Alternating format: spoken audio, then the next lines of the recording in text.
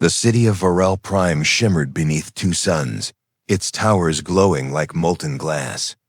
Skimmers drifted in the air, carrying merchants, doctors, and soldiers through the haze of evening. Yet, inside a small room on the edge of the city, Lyra Vel sat still, her chair humming softly as it kept her upright. For 10 long years, she had not walked. Her legs were motionless metal wrapped in faded cloth. Scars of the siege of Thelos when the human fleets came to her planet. She had once been a pilot, fierce and proud, flying defense drones for her people. Then came the blast that ended it all. A human missile hit her squadron. Her ship fell. The fire ate her nerves. Since that day, she had been trapped between life and memory. Now, her only window to the world was the sky. And even that, she could only watch, never touch again. That evening, something unusual broke the silence. A low hum outside.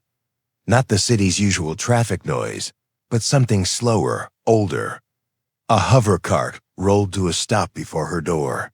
From the haze stepped a tall figure in a dark coat, carrying a small silver case. Lyra's breath caught. The silhouette was human. Humans rarely came to Varel Prime now. The war had ended a decade ago, but the wounds between species were deep. The sight of one on her street was like seeing a ghost walk into a graveyard. The doorbell chimed once. Lyra hesitated, then called, "Come in." The man entered quietly. His voice was calm, deep, and strangely gentle. "My name is Dr. Aaron Cole. I came because I heard about you." She frowned. "You're a doctor?" "Engineer," he said, setting down his case. "Biomechanical systems. Neural robotics." Lyra's eyes narrowed. "You shouldn't be here." "My people don't." "I know," he interrupted softly. "But I didn't come for politics." He pressed a small button on his case. It unfolded like a silver flower, revealing strange tools, glowing wires, and something that looked like a pair of legs, mechanical, but almost alive. Their surface pulsed with blue veins of light. Lyra stared. "What are those?" "Prototypes," Aaron said. "Human-made cybernetic limbs. Adaptive systems. They connect to the spinal cord directly, no pain, no rejection." Her heart thumped painfully in her chest. "You're lying." He shook his head. "I built them myself." For a long moment, silence filled the room. Outside, the wind howled, pushing dust against the window. "You came all this way for me?" Lyra asked, her voice low. "Why?" Aaron's gaze didn't waver. "Because 10 years ago, during the siege, a human ship destroyed your unit. That strike was mine." Lyra froze. The air in the room seemed to disappear. He continued quietly. "I was ordered to fire. I didn't know there were survivors. But when I found your name on the Varel Medical Archive, I realized you lived. And I couldn't forget." Her pulse raced. You did this to me?" "Yes," Aaron said, voice trembling. "And I've spent every year since trying to build something that could give you back what I took." Lyra's fingers tightened on the armrest of her chair. A dozen emotions clashed in her chest: anger, disbelief, fear, and something she didn't expect, curiosity. She wanted to hate him. But she also wanted to walk again. "Why me?" She whispered. "You could test them on anyone." He looked at her directly. "Because you deserve it. Because you fought for your people. And because if these work, they can change everything between our worlds." The lights flickered. The power grid outside was weak at night.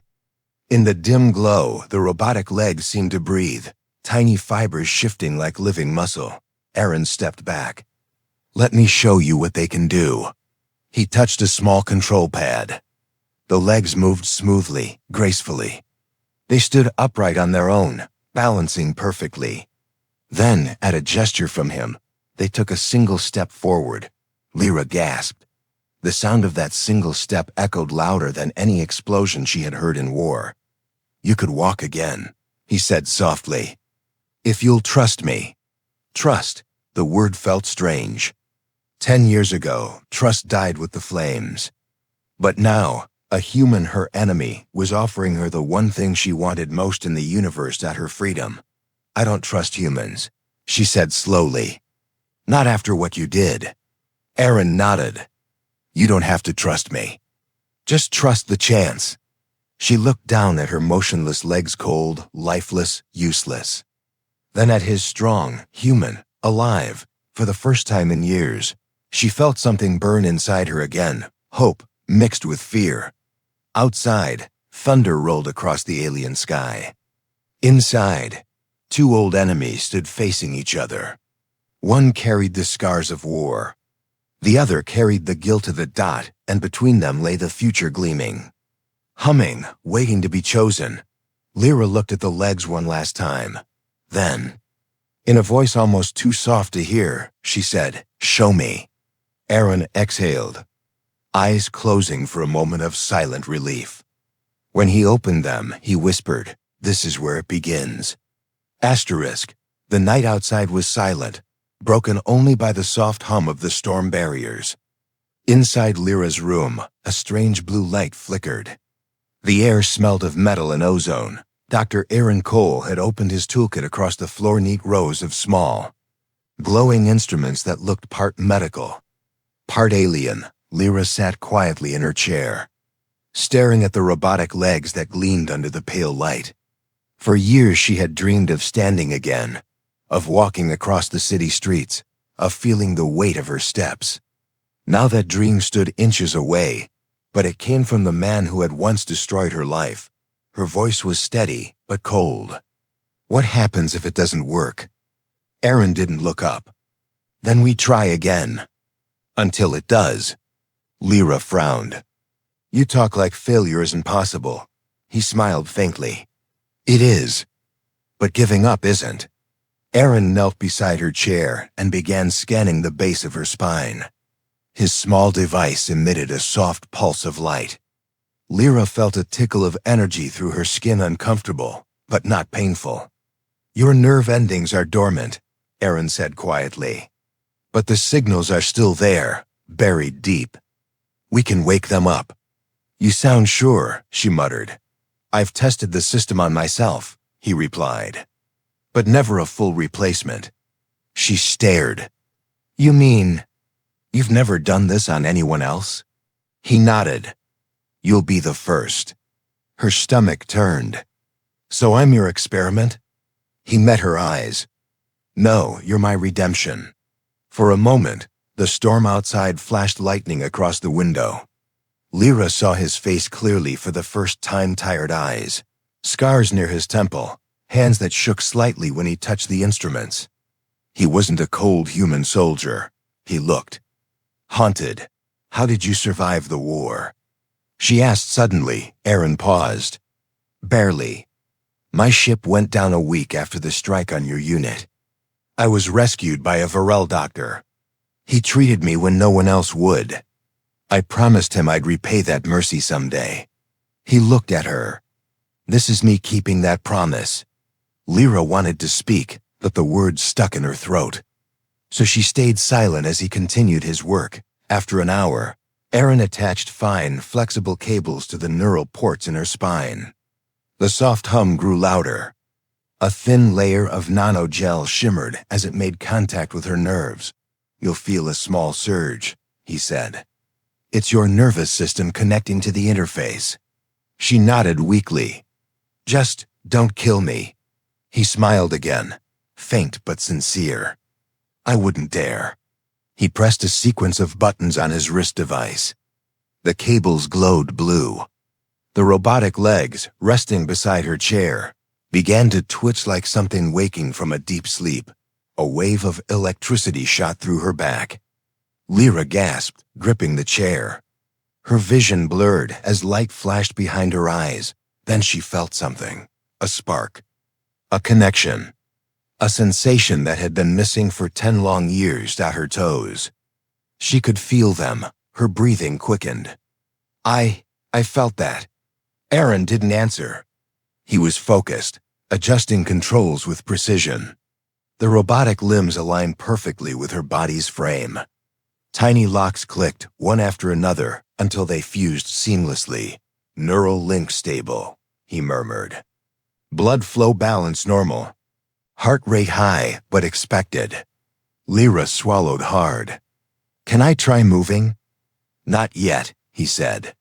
"Your body needs to sync with the system." "Please," she whispered. "Just let me try." He hesitated, then nodded slowly. "Okay, think about standing." She closed her eyes. Her mind trembled with fear and hope. For 10 years, that command had meant nothing. But now, deep inside her spine, energy flowed. Circuits hummed. Artificial nerves connected to real ones. And then, her legs moved. The chair beeped as it detected motion. Lyra's breath caught. She was rising unsteady, shaking but rising, her knees locked into place. Her heart pounded. For the first time in a decade, she wasn't sitting. She was standing. Aaron stood back, almost afraid to speak. "Lyra, you're doing it." She opened her eyes slowly, tears forming against her will. Her legs metal, shining, alien moved when she willed them to. The sensation was strange. Every movement felt heavy but real. Her brain struggled to believe it. She took one trembling step forward and nearly fell. Aaron caught her arm. "Easy," he said softly. "You've been still for too long." She looked up at him, breathing hard. "I can walk again." "You can do more than that," he replied quietly. "These legs were designed for soldiers. Stronger, faster. They'll adapt to your rhythm. In time they'll feel like yours." Lyra stared at him, emotions clashing, gratitude, anger, confusion, awe. She whispered, "Why are you helping me, Aaron?" "Really?" He hesitated. "Because when I destroyed your ship, I didn't just take your legs. I took away your future. And I want to give it back." Lightning cracked again outside. Lyra looked down at her legs, her new legs. The blue lights along the surface pulsed in sync with her heartbeat. They looked alive. For the first time, she smiled not fully, but a small, fragile smile. "They're beautiful." Aaron nodded. "They're yours now." But behind his calm voice, his mind whispered something darker. The legs were not just tools of healing, they carried a secret. A hidden code. A design buried deep within their core. One even Lyra didn't know existed. As the thunder faded, and she took her first slow, unsteady steps, Aaron turned away, his face hidden in shadow, because he knew. Once the legs fully integrated, they would awaken something far greater than either of them imagined. The first morning after the procedure, Lyra woke before sunrise. For a long time, she simply lay there, staring at the faint blue glow coming from beneath her blanket, the faint light pulsing from her new legs. They didn't feel like machines anymore. They felt alive. She moved one slowly. It responded instantly, as if it had always been hers. The soft whirring inside the joints was like a whisper, a sound only she could hear. When she placed her feet on the ground, the metal surface adjusted, balancing her weight automatically. Her first steps were careful, almost shy. But then, as she crossed the room, something strange happened. The window screen flickered, reacting to her presence. It was subtle, like static following her movement. She frowned. "That's new." Downstairs, Aaron sat at the workbench, surrounded by tools and empty energy cells. His eyes were bloodshot. He hadn't slept all night. He watched her descend the stairs, walking slowly but steadily. For a second, the engineer in him wanted to analyze every movement. But the human in him just watched in quiet awe. "You're up early," he said, forcing a smile. "I couldn't sleep," Lyra replied. "My body feels different." He nodded. "It'll take time to adjust. The neural feedback will settle in a few days." She tilted her head. "The house system reacted to me. Lights, temperature, even the screens. Is that supposed to happen?" Aaron's hands froze for a moment before he answered. It's a high-frequency feedback. The legs use adaptive sensors to sync with nearby tech. It's harmless. But Lyra noticed something. He didn't meet her eyes when he said it. Later that day, they went outside for mobility testing. The morning air was cool, the city distant. The open plains beyond Varel Prime stretched endlessly, covered in pale mist. Aaron watched as Lyra took her first steps on natural ground. Her balance was perfect, her motion smooth. She started walking faster, then running. Her laughter echoed through the empty field. For 10 years, she had forgotten what freedom felt like. She turned back to him, her eyes shining. It's like I'm flying again. He smiled genuinely this time. You always were a pilot. But as she ran further, something strange caught his attention. The ground beneath her feet shimmered faintly. The mist around her rippled, as if energy waves were forming with every step she took. Aaron's smile faded. Lyra, he called out. Stop, she stopped, panting, confused. What's wrong? He approached carefully. How far did you run? I don't know, she said. A kilometer, maybe more. He glanced at the readings on his wrist device. The power levels were rising, far beyond expected output. The legs were generating energy, feeding on something unseen, he muttered that evening as Lyra sat by the balcony. She asked the question that had been haunting her. Why did you really build these legs, Aaron? Don't say redemption. You're too smart to risk your life on one person. He stayed silent for a moment, then leaned on the railing. The technology was banned. The military wanted it destroyed. They feared what it could do. She frowned. Why? Because these systems were designed for something bigger than walking, he said quietly. They were meant to connect to interface directly with any machine, any network. The body becomes a living conduit. Lyra blinked, stunned. You mean I can control systems? Not yet, he said. But your brain is adapting faster than expected. So you made me a weapon. His eyes darkened. No, I made you proof that humans and your kind can build something beautiful together. Her expression softened, but only slightly. And what happens if they find out? Aaron exhaled. Then both of us disappear. Night fell. The storm outside had returned, lightning painting the clouds. Lyra couldn't sleep. Every nerve in her body felt alive, humming with power. When she looked at her reflection, faint lines of blue light pulsed along her skin, traveling from her legs up to her spine. She reached out to the wall control pad, and it flickered before she even touched it. The temperature changed. The lights dimmed. The system obeyed her thoughts. Her breath caught. Oh no, she tried again. The doors responded instantly, sliding open. The energy field outside bent to her, without her mind connected to the house. Downstairs, Aaron's console beeped sharply. He saw readings spike on every monitor. Neural bandwidth off the charts. He rushed upstairs and found her standing by the window, surrounded by a halo of blue energy. Lyra, stop! He shouted, I didn't mean to. She cried. It just happened. He grabbed the control pad and forced a manual override. The lights blinked, and the energy field around her flickered out. Lyra fell to her knees, trembling. What's happening to me? She whispered. Aaron knelt beside her, his voice steady but urgent. The system is sinking too fast. You're becoming the core, Lyra. The AI isn't controlling you, you're controlling it. She stared at him, horror and wonder mixing in her eyes. So, I'm merging with it? Yes, he said quietly. And once the process completes, there will be no turning back. Outside, thunder rumbled across the plains.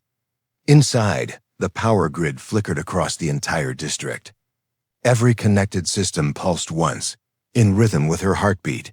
Aaron stared at the monitors, whispering, It's beginning. Lyra looked at her hands, faint trails of light crawling under her skin.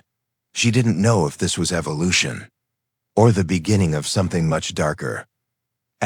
By dawn, the city of Varel Prime was already trembling. Power grids flickered, drones dropped from the sky, and communication towers went silent one by one. Nobody understood what had happened. But Aaron Cole did. He knew the source of the pulse wasn't in the city. It was inside the woman sleeping upstairs. Lyra. He watched her through the glass wall of the lab. She was still, her breathing calm, unaware that the blue lines beneath her skin now glowed brighter than before. The robotic legs twitched slightly in her sleep, like a dream had found its way into metal. Aaron rubbed his tired eyes. Every alarm on his console screamed danger. The system logs showed something impossible. Lyra's neural patterns had spread into the planetary network during the night. The legs had connected her consciousness to every piece of nearby technology. "She's not just sensed," he whispered. "She's integrated."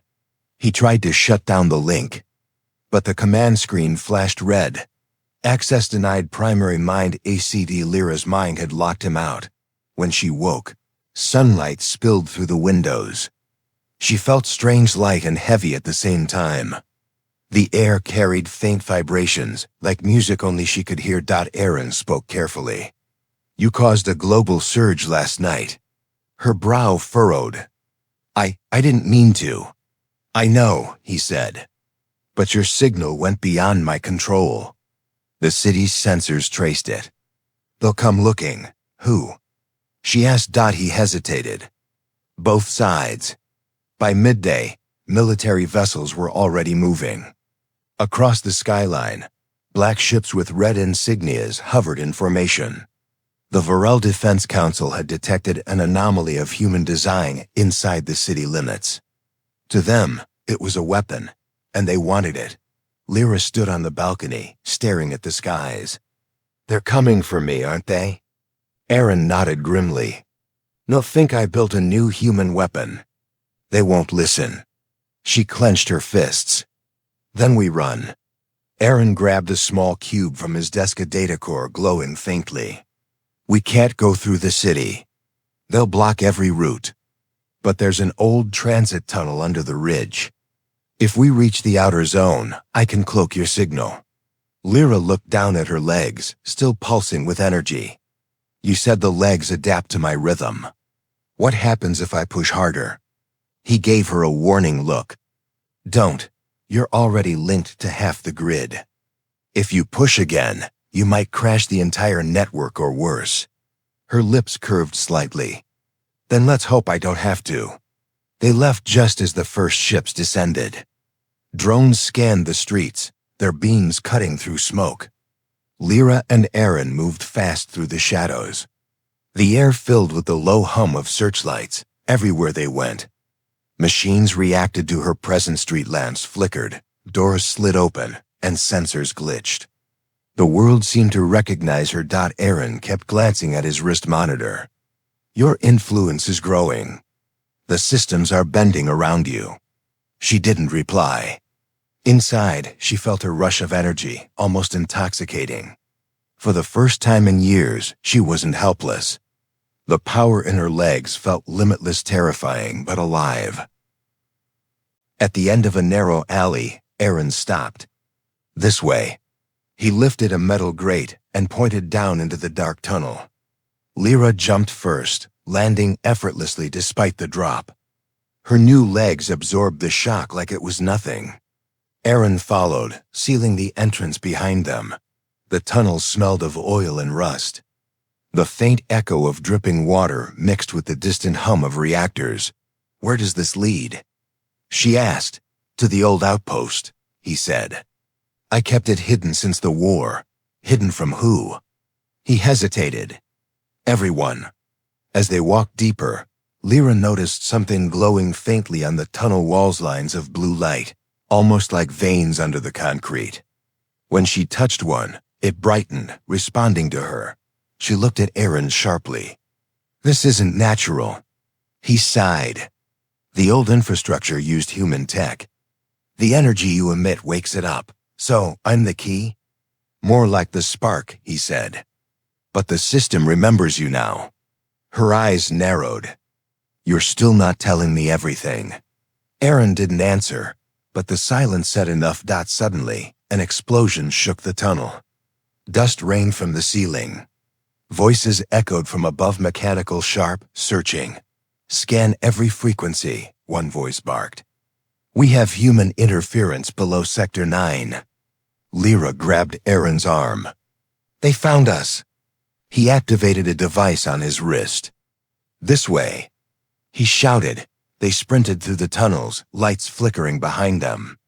Lyra's legs adapted instantly, faster, smoother, stronger. She jumped over debris like gravity didn't matter. The more danger she faced, the more alive her body became. When a drone burst through the wall ahead, Lyra reacted without thinking. She raised her hand and the drone froze midair. Its lights flickered violently before collapsing to the ground, completely offline. Aaron stared. You just hacked it? She was breathing hard. I didn't mean to. I just wanted it gone. He swallowed. Lyra, you didn't just disable it. You overrode its core. Far above, in the command tower of the Varel fleet, a cold voice spoke through static. Identify the energy source. A technician replied, pale with fear. Sir, it's not a weapon. It's a living interface. The commander leaned closer. Then capture it alive. In the darkness below, Lyra stood shaking, staring at her hands that still pulsed with blue light. Aaron touched her shoulder gently. We need to move. They know what you are now. She turned toward him, her voice barely a whisper. What am I becoming, Aaron? He looked at her, the woman he had once crippled, now powerful enough to rewrite machines with a thought. And with quiet awe, he said, something neither human nor alien. Something new. Asterisk, the tunnel seemed endless, a maze of rusted pipes and ghostly echoes. Lyra walked ahead, the soft blue glow from her legs lighting the path. Behind her, Aaron followed, carrying the small data core in one hand, and a silent fear in the other. Hours had passed since they escaped the patrols. Above them, Varel Prime burned with chaos. The city blamed humans for the blackout. The humans blamed the aliens for attacking. Neither side knew the truth, that it all began with a woman who had once been unable to walk. Now, she walked faster than anyone alive. They reached a large chamber, an abandoned power station buried under the ridge. Giant turbines stood frozen in dust, and cables snaked across the floor like dead vines. Aaron placed his bag on a table and began unpacking tools. This is it, he said. Old systems, off-grid, safe for now. Lyra wandered through the empty hall, touching the ancient machines. Every time her fingers brushed metal, faint blue sparks followed. The turbines hummed, trying to wake. They react to you, Aaron said softly. She nodded. They feel familiar, like they know me. You're connected to everything mechanical now, he said. You don't just control them, you speak their language. She turned to him, her eyes glowing faintly. And what if they start speaking back? Aaron didn't answer. He was busy inserting the data core into a console. Lines of code appeared on the cracked screen. We need to cloak your signal before they track it again, he explained. This should help. Lyra leaned on the rail, watching him. You're scared. He froze. What makes you say that? I can feel it, she said simply. Your pulse, your breathing. I can sense your body data through the neural link. Aaron's throat tightened. You're reading me? She nodded. I didn't mean to. But it's loud. Every heartbeat in this place is like a signal. He swallowed hard. Lyra, that's not supposed to happen. Suddenly, the lights flickered. The air filled with static. Lyra pressed her hands against her temples, wincing. Something's wrong. What is it? Aaron asked. Voices, she whispered. So many voices. Aaron's screen blinked red. A warning flashed. External connection detected. Oh no. He breathed. They're backtracing the signal through you. But as he moved to shut it down, Lyra's expression changed. The fear in her face faded, replaced by something sharper. The blue light along her veins burned brighter. I can stop them, she said. Aaron grabbed her arm. No, you'll overload the system. I am the system, she snapped.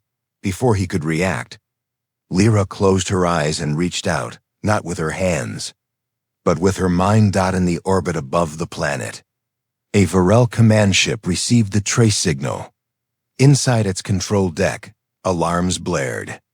But the crew didn't see a human or an alien signal. They saw something else, a wave of light flooding their sensors. Then, everything stopped. The ship froze mid-air. Its engines went silent. Every system, every soldier, every drone, offline. Lyra opened her eyes. It's done. Aaron's console showed a blank screen. The enemy fleet had vanished from the network. He stared at her in disbelief. You shut them down? She nodded slowly. I didn't just shut them down. I felt them. Every machine, every pilot connected to it. Their thoughts were like wires. Aaron's stomach turned cold. You linked with living minds? Her gaze lowered. For a moment. Yes, the silence that followed was heavy. Aaron realized what she had become. The legs weren't just mechanical limbs. They were a bridge between organic life and artificial intelligence. And Lyra was the bridge itself. You've crossed the line, he whispered. You're not supposed to connect to living systems. She looked away. Maybe I was never supposed to walk again, either. But here we are. He clenched his fists. You don't understand what you're doing. If you keep expanding, you could lose yourself. Your mind can't handle that kind of power. Her expression hardened. Then teach me to control it. Before he could answer, a rumble shook the ground. Dust rained from above. A red alarm flared on Aaron's wrist display. They found us, he said. Multiple heat signatures incoming. Lyra stood tall, her mechanical limbs glowing. Then we fight. Aaron backed away. Lyra, wait, there's too many. But she was already moving. The turbines behind her came alive, spinning after years of silence. Energy coursed through the floor, responding to her will. When the first drone burst through the ceiling, she raised her hand. The drone stopped mid-air, twisted and crumpled like paper. Another followed. She didn't move. The machine simply obeyed her thoughts. Aaron could only watch in awe and fear. The blue light surrounding her grew so bright it cast long shadows across the entire hall. When the last drone fell, the silence returned, thicker than before. Lyra turned to him, eyes still glowing. It's happening faster now, she said softly. Every time I fight, it grows stronger. Aaron nodded slowly. It's not just strength. It's connection. You're syncing with the planet itself. Her gaze drifted toward the tunnel entrance, where distant lights flickered like angry stars. They'll keep coming, won't they? Yes, he said. Until they understand you or destroy you. She took a deep breath. Then I'll make them understand. As she walked toward the exit, the turbines behind her glowed one last time and shut down. Aaron followed, his voice trembling. Lyra, where are you going? She looked back at him, the stormlight glinting off her metal limbs. To the surface, she said. To end the war that started when I couldn't walk. And then she smiled a small, determined smile. Now, I can run. Asterisk, the sky above Varel Prime was no longer calm. Human warships hung in orbit like metal clouds. Alien defense towers shimmered with charged plasma. Between them stretched a fragile silence, the kind that comes right before worlds burn again. And in that silence, a single woman walked across the plains. Her steps left faint blue trails in the dust. Wind tugged at her hair, and light flickered beneath her skin. Lyra Vel, once broken, forgotten, and silent, now carried power strong enough to end both civilizations. Behind her, Aaron followed at a distance, his breath uneven. "You can't just walk into a battlefield, Lyra." She didn't stop. "I won't hide anymore." He caught up beside her, panting. "They'll kill you before you take 10 steps. She turned to him, her eyes glowing softly.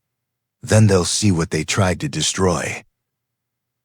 At the border ridge, a wall of soldiers awaited Varel guards in silver armor, their rifles trained on her. Lyra raised her hands slowly. "I'm not your enemy." Their commander, a tall alien with dark scales, stepped forward. "Identify yourself." "I am Lyra Vel of the Thalos Division," she said. "And I need to speak to your council." The commander's eyes narrowed. "You disappeared after the war. They said you were dead." "I was," she said quietly, "until a human gave me my life back." That single sentence froze the crowd. Weapons hummed louder. Fear rippled through the soldiers. A human? Helping a veteran of Thalos? Impossible. Aaron stepped forward, hands raised. "She's not lying. I'm Dr. Aaron Cole. I built the system that—" The commander cut him off. "Then you'll answer for your crimes, human." The air around them tightened. Lyra's pulse raced, but her face stayed calm. "No one dies today," she said softly. The soldiers hesitated as her body began to glow. The soft blue light from her legs spread upward, wrapping around her like armor made of energy. Her voice deepened slightly, layered with something mechanical but still human. "Stand down." The commander tried to give an order, but his weapon powered off by itself. The others followed. Their suits lost power, their armor lights dimming. In seconds, an entire battalion stood motionless. Aaron stared in disbelief.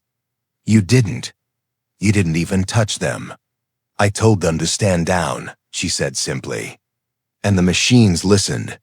Before the soldiers could recover, a roar echoed from the clouds above. Human ships were descending, sleek, silver, merciless. Their bright lights bathed the plains in white fire.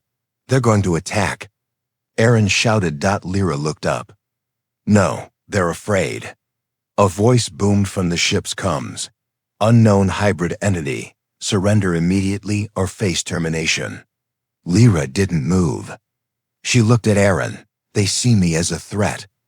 Just like your war command saw my people 10 years ago."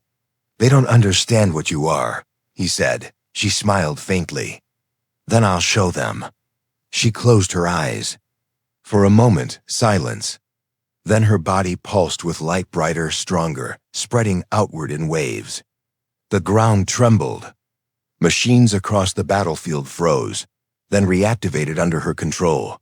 The human ships stopped mid-descent. Their engines flickered and went quiet. Inside their cockpits, terrified pilots stared at their consoles as new code appeared on their screens.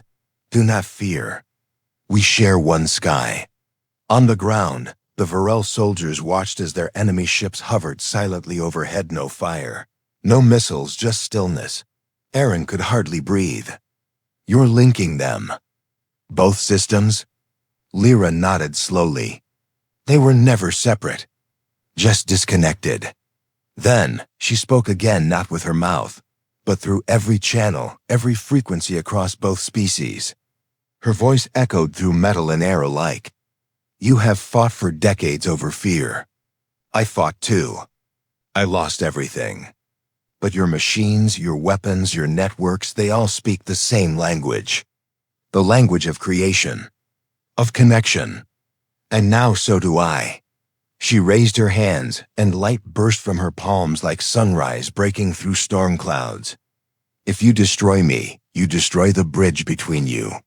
But if you let me live, I can show you how to rebuild the universe together." In orbit, the human command ship fell silent. On the ground, the Varel commander dropped his rifle. The energy around Lyra softened, fading from blinding blue to gentle silver. Aaron stood beside her, trembling. "They're listening," he whispered. She smiled almost sadly. They always could. They just never hurt each other. Then, her legs flickered. The systems overloaded briefly, her body strained. She stumbled, falling to one knee. Aaron rushed forward. "Lyra, I'm fine," she said through gritted teeth. But her light dimmed. Her systems were overworked. She had pushed them beyond their limits. The commander stepped closer cautiously. "What are you?" She looked up at him, her voice barely above a whisper. "I am the future you both tried to kill." Above, thunder rolled through the clouds.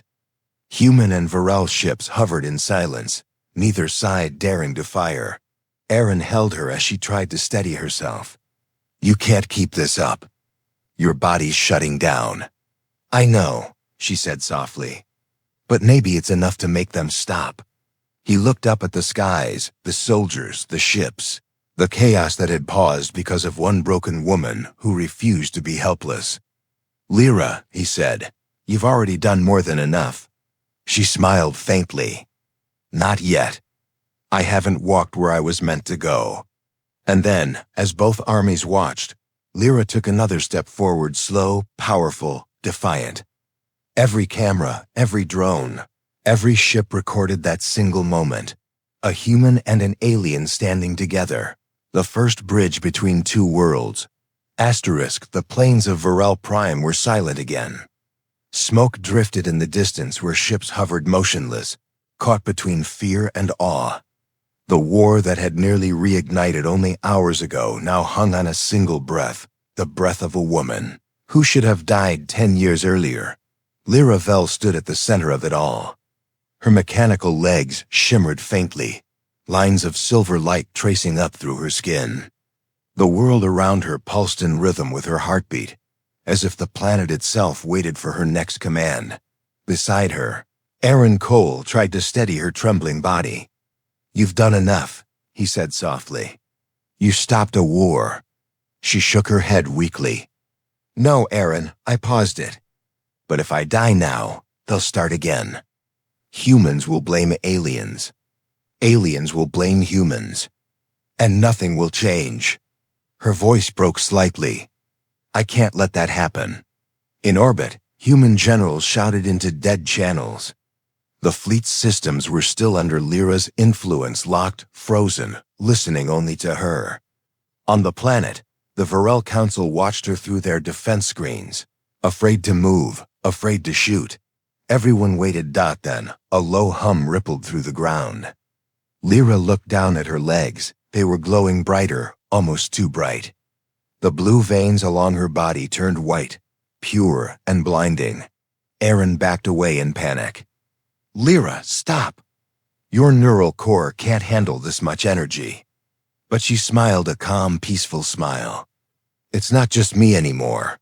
She raised her hands, and the light expanded outward. Machines across the battlefield flickered to life, not to fight, but to listen.